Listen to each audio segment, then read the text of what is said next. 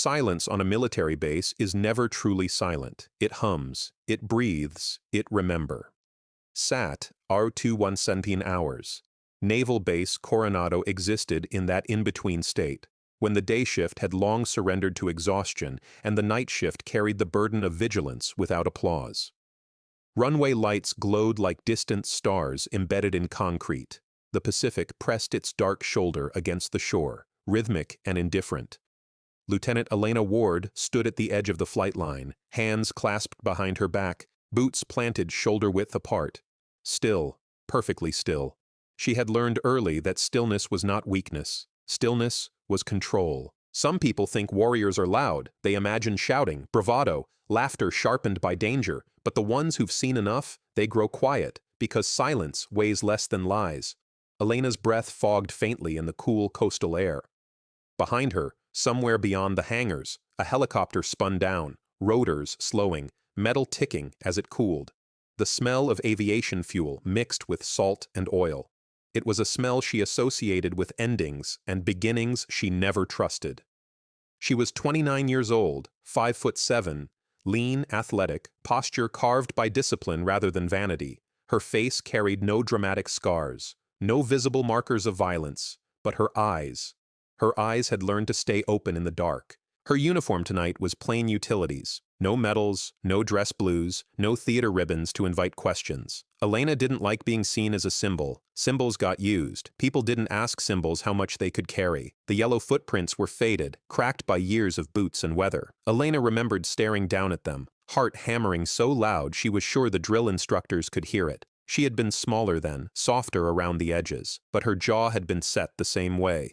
"You think you belong here?" The DI roared inches from her face. She hadn't answered. Not because she was scared, but because she didn't know yet. Belonging was something you earned in pieces. Some people joined to prove something. Some joined to escape something. Elena Ward joined because silence at home was heavier than silence at war. A pair of young sailors jogged past, laughing quietly, careful not to break curfew rules. One glanced at her. Did a double take. Straightened. "Evening, ma'am," he said. Elena nodded. "Carry on." They moved on, voices fading. She envied them, not their youth, their ignorance. The vibration came through her pocket, subtle but unmistakable. She didn't check it right away. She knew what it was. She'd been waiting for it all evening. Eventually, she pulled the phone free. Her name appeared beneath. Lieutenant Elena Ward, Naval, Special Warfare Liaison, Detached, Marine Recon. She exhaled slowly. That combination of titles was already a political problem. Why her? Elena asked herself the question she had learned never to voice out loud. Why me? She wasn't command staff. She wasn't a media darling. She wasn't chasing promotion. She did her job. She trained units. She evaluated readiness. She filed reports no one liked because they were honest. That alone was dangerous. Her apartment was sparse, functional, a couch, a steel-framed bed, a bookshelf holding manuals, a worn paperback copy of Meditations, and one framed photograph turned face down. She never turned it over. Not anymore. Elena removed her boots carefully, placing them parallel near the door. Habit. Everything had its place. Control was how she slept. Dust. Darkness. Infrared outlines moving through night vision green. Her breathing inside the headset. Steady. Controlled. The compound walls loomed closer than expected. Intel had said empty. Intel always said empty. A door opened, a man reached, a weapon glinted. Her finger tightened. The recoil was sharp, final. Then, a child's cry. Not loud, confused, as if asking the dark why it had changed. Elena woke with a sharp inhale. Her hand instinctively searched for a rifle that wasn't there. The clock read 03:02. She sat up slowly. No panic, just acknowledgement. Some memories didn't fade. They waited.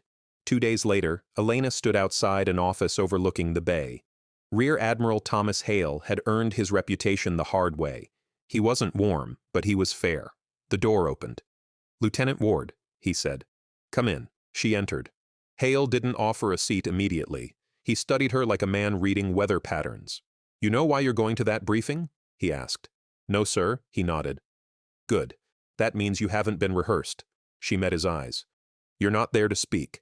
Hale continued. You're there to be seen. She frowned slightly. By whom? He didn't answer right away. People who like numbers, he said finally, and people who don't like what happens when numbers are questioned. Hale leaned closer. Lieutenant, he said quietly, keep your answers short, neutral, professional. Yes, sir. He paused. This isn't a courtroom. She nodded. I know, sir. Hale studied her again. Do you? He asked. Elena spent the afternoon observing a joint training exercise. SEAL candidates moved through simulated urban terrain. She watched silently, clipboard untouched. One candidate froze under pressure, another covered for him without hesitation.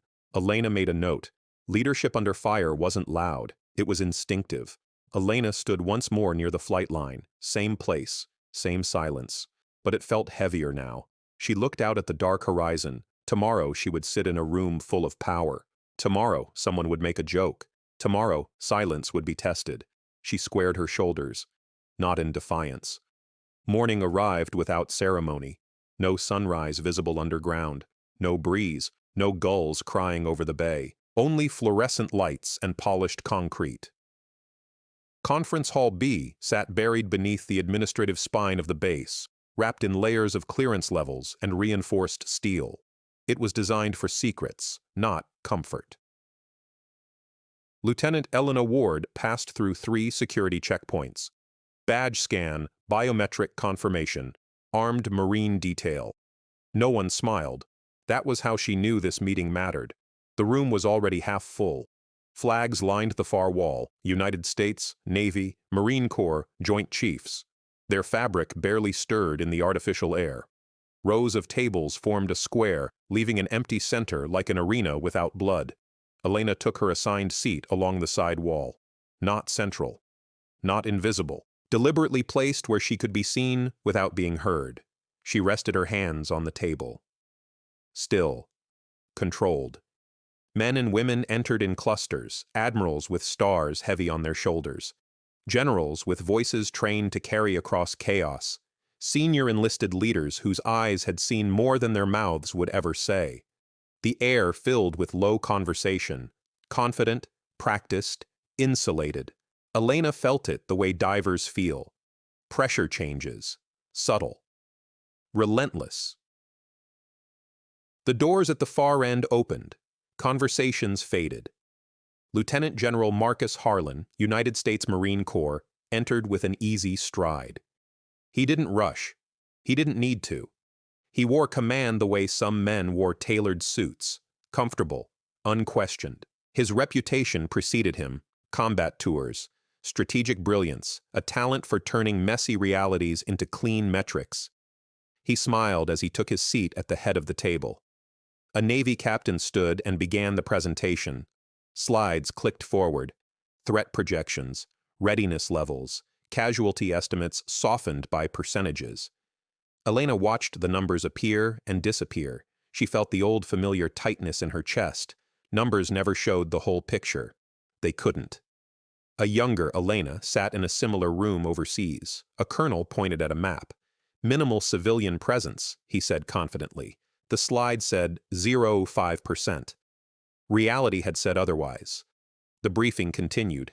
Elena remained silent. She was good at that. Silence had kept her alive more than once. As the presentation moved toward conclusion, the tension loosened. Coffee cups were lifted. Someone cracked a quiet joke. The danger in rooms like this wasn't the seriousness. It was what came after, when people relaxed, when filters slipped. General Harlan leaned back in his chair, crossed his arms, let his eyes drift casually around the room. They landed on Elena. He paused, smiled. Well, he said, voice warm, almost playful, we've got a rare one with us today. Heads turned. Elena felt it, the shift, the spotlight she never asked for.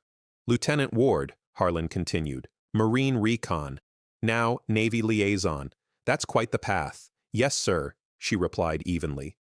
Harlan tilted his head, studying her. You don't see many with your operational background sitting this quietly, he said. A few chuckles rippled through the room. Guess that means you've seen some things. Elena said nothing. The general leaned forward slightly. So tell me, Lieutenant, He smiled wider. What's your kill count? It didn't echo. It didn't need to. The word kill settled into the room like dust after an explosion. Some laughed reflexively. Dark humor. War humor. A way to prove you belonged. Others shifted uncomfortably. Elena didn't move. 5 seconds. 10. The general's smile tightened. Relax, he said lightly. Just a question.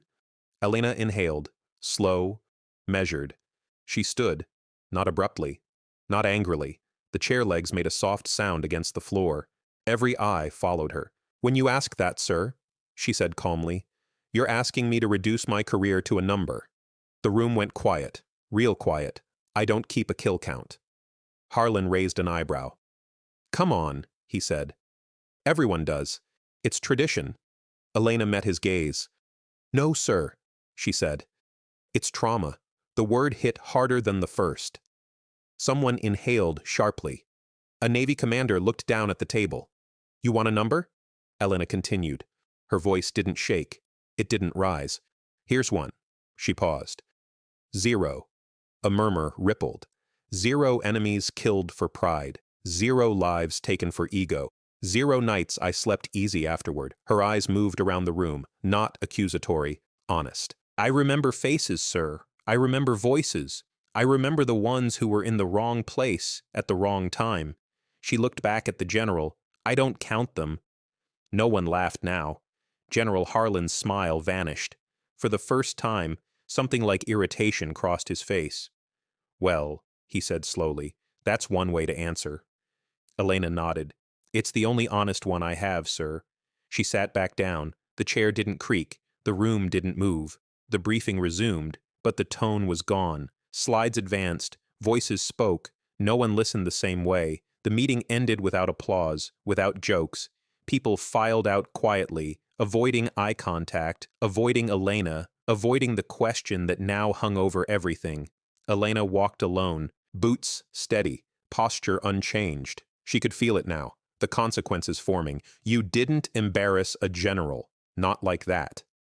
Lieutenant, she stopped, turned. Rear Admiral Thomas Hale stood a few steps away. His expression was unreadable. Yes, sir. He studied her for a long moment. You could have deflected, he said. You could have laughed. Yes, sir. But you didn't. No, sir. He exhaled slowly. Go home, Hale said. We'll talk soon. That wasn't reassurance. That was gravity. By nightfall, the base hummed with quiet conversations. She embarrassed him. Out of line, brave, or stupid. She just froze her career. Elena heard none of it. She didn't need to. She'd felt the shift. Elena stood again near the flight line that night. Same silence, different weight. She knew something had changed. She just didn't know how much it would cost. The base woke slowly, sunlight glinting off the bay. For everyone else, it was just another day. For Lieutenant Elena Ward, it was the first day of consequences. The whispers had begun, not loud, not official, just the kind that travel through corridors, locker rooms, and chow halls. She shouldn't have said that. He's going to make an example. Do you know who asked that question? She ignored them. Always had. Silence carried her further than arguments ever did. Within 48 hours, Elena was summoned to her commanding officer's office. Rear Admiral Thomas Hale, eyes sharp as ever, motioned her in. She entered. The room smelled of polished wood, coffee, and old paper. Lieutenant, Hale began without preamble, you've made powerful enemies. I spoke the truth, sir, she replied evenly. He studied her for a long moment. You need to understand the machinery you just touched. I understand, sir. You've drawn attention to unreported civilian incidents in your reports. That's unusual. And now, with what happened in the meeting, he didn't finish the sentence. He didn't need to. Hale leaned back, fingers steepled. You need to navigate carefully. Elena nodded. I will, sir. He gave her a faint, rare smile. But sometimes, he said quietly, navigating isn't enough. Sometimes you have to hold your ground. She left with that in her mind. The weight of standing still. Unbeknownst to the general, several officers present at the meeting had quietly filed ethics reports. Not about the joke. Not about Elena's words, about the underlying truth she had exposed. The numbers everyone relied on, the sanitized casualty reports, the metrics that justified missions, the metrics that ignored reality, they were now under scrutiny. For the first time, truth had a small army behind it. Dust, darkness, night vision green. Her team moved silently through the compound. Intelligence, minimal civilian presence. Reality, a child asleep behind a curtain, a woman screaming, a man reaching for a weapon, her finger squeezed the trigger. The recoil, the smoke, the instantaneous aftermath, it haunted her. She remembered every detail, etched in her memory, impossible to erase. The medal citations would never reflect it. The commendations would never show the guilt she carried. Weeks later, Elena was called to testify before a small panel, her demeanor calm, her posture perfect. She began, "I do not keep a kill count. I do not tally lives taken as a metric of success. I record missions, observations, and consequences. I remember people, not numbers." The board members shifted uncomfortably. They had expected defensiveness, pride, regret, not this quiet, unshakable truth. General Harlan was summoned for the same ethics review. There were no cameras, no audience, just consequences. He entered the room, confident, composed. Elena was asked to recount her position.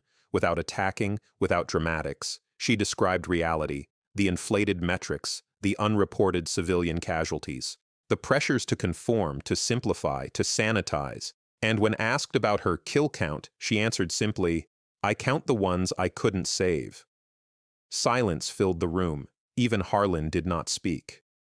By now, internal politics had begun to shift. Several policies were quietly rewritten, metrics clarified, reporting lines adjusted, not because anyone celebrated Elena, because no one could ignore what she had revealed. She received calls from commanders thanking her discreetly, not for courage, for clarity. Not everyone celebrated. Harlan retired quietly, reputation tarnished more by scrutiny than scandal. Other officers whispered about career stagnation. Some wondered if she had ruined opportunities for herself.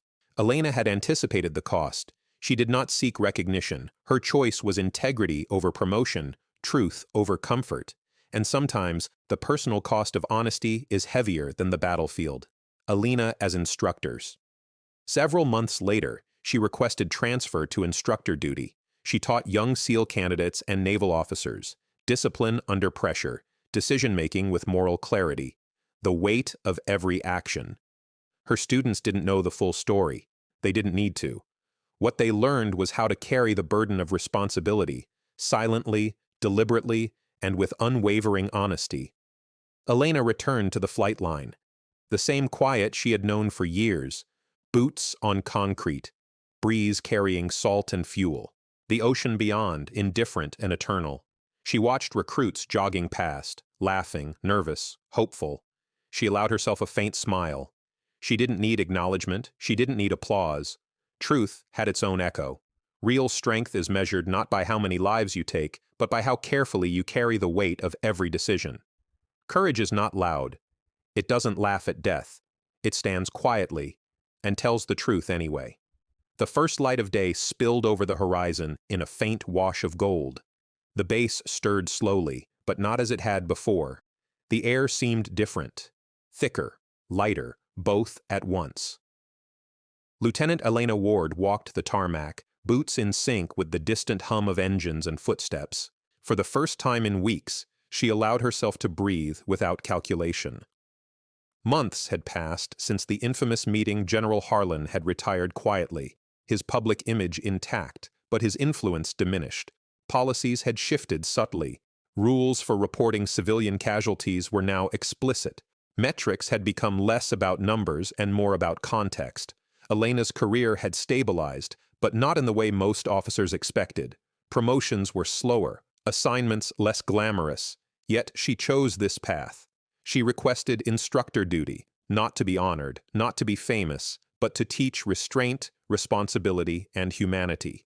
Lessons learned the hard way.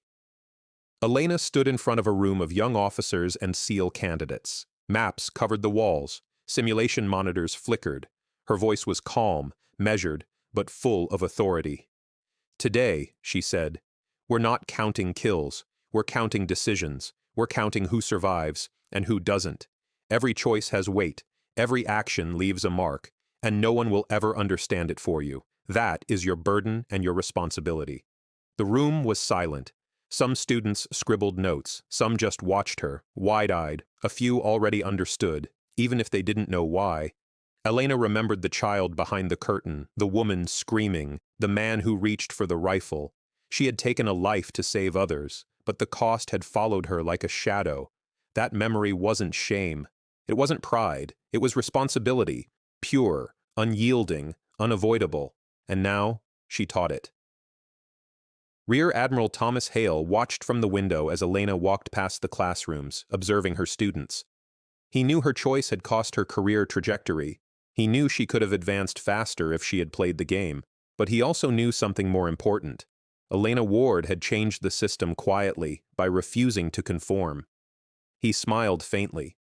Sometimes, the strongest victories are invisible.